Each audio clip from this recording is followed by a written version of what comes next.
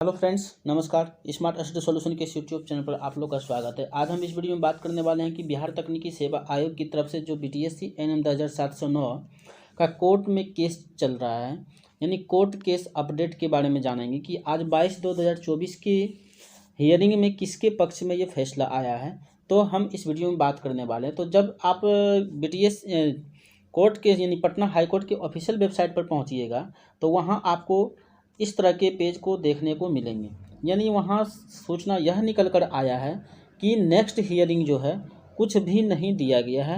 मतलब next hearing यहाँ आप जब देखोगे तो next date is not given, यानी कोई भी डेट नहीं दिया गया। इसका मतलब क्या हुआ, जजमेंट जो है आपका रिजर्व करके रखा गया है।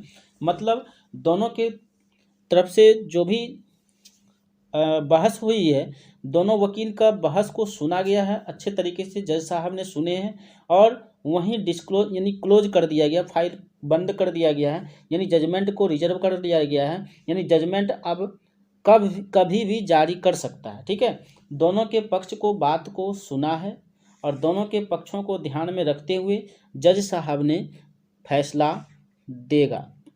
यानी ये फैसला कभी भी आ सकता है। ये ज़रूरी नहीं कि फैसला आपको आज ही रात में मिलेगा। बहुत सारे यूट्यूबर जो हैं बता रहे हैं कि आज रात में फैसला आ जाएगा, कल फैसला आ जाएगा। नहीं, आप कोर्ट को डिसाइड नहीं कर सकते। कोर्ट में जो जज साहब हैं वही डिसाइड करेंगे कब फैसला देना है। ठीक है, फैसला आपका कभी भी आ सकता है, कल परसों तरसों, यानी एक सप्ताह के अंदर कभी भी आपका जारी कर दिया जा सकता है। ठीक है, ये कोई गारंटी निश्चित नहीं है कि कल ही कर देगा। ठीक है, अब इसके जज साहब पर फैसला है कि कब जारी करना, लेकिन दोनों के बात को सुना जा चुका है, दोनों के पक्ष को मामला वहाँ सब सुन लिया गया है क्या मामला है।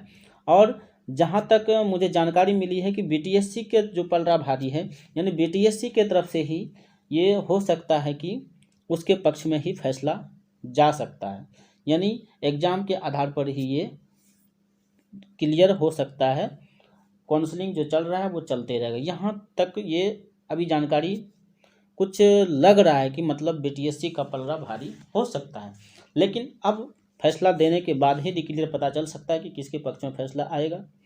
हो सकता है दोनों को ध्यान में रखते हुए फैसला सुनाए, या किसी एक पक्ष में तो फैसला सुनाना ही है, किसी एक को दुख प्रकट तो करना ही होगा और किसी एक को खुशी प्रकट करना ही होगा। तो दोनों तो जीत नहीं सकती। ठीक है, तो अब ध्यान में ये देखना है कि किसके पक्ष में ये फैसला जज साहब सुनाते हैं। लेकिन आप लोग का जो काउंसलिंग चल रहा है वो काउंसलिंग छोड़ना नहीं है, काउंसलिंग दे जाना है। जिसका भी काउंसलिंग है, कल या परसों तरसों जिस दिन में भी काउंसलिंग आपका है, काउंसलिंग देना है, एकदम नेसेसरी है। यदि आप काउंसलिंग छोड़ते हैं तो आप बुरे फंसेंगे, यानी आप कहीं के नहीं रहेंगे।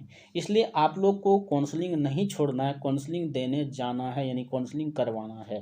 ठीक है, जब तक कि बीटीएससी के ऑफिशियल वेबसाइट पर कोई नोटिस जारी ना कर दिया जाए कि हाँ ये कैंसिल हो गया या अब इसके आधार पर एग्ज़ाम काउंसलिंग नहीं होगा, पिछले जो मेरिट बेसिस था उसी के आधार पर होगा, जब तक कि काउंसलिंग यानी बीटीएससी अपने ऑफिशियल वेबसाइट पर जारी नहीं करता है तब तक किसी के बात में आपको किसी के बहकावे में नहीं आना है।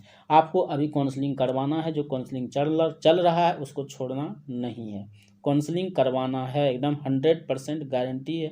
आप एकदम सोच के चलिए कि हमको काउंसलिंग करवाना है, काउंसलिंग कराइए। अगर काउंसलिंग छूटा आपका तो आप गए काम से, इसलिए काउंसलिंग छोड़ना नहीं है। बाद बाकी बात है कि कोर्ट डिसाइड करेगा। अब जज साहब डिसाइड करेंगे क्या फैसला देना है और कब फैसला देना। वो कभी भी फैसला आपके लिए जारी कर सकता है, क्योंकि नेक्स्ट हियरिंग डेट नहीं दिया गया है। कोई नेक्स्ट हियरिंग डेट नहीं है। अब केस सुनवाई नहीं होगी, अब सिर्फ रिजल्ट आना बाकी है, यानी फैसला देना है, कभी भी वो जारी कर सकते हैं। ठीक है, यही जानकारी थी इस वीडियो में और मिलते हैं एक नेक्स्ट वीडियो में। तब तक के लिए धन्यवाद।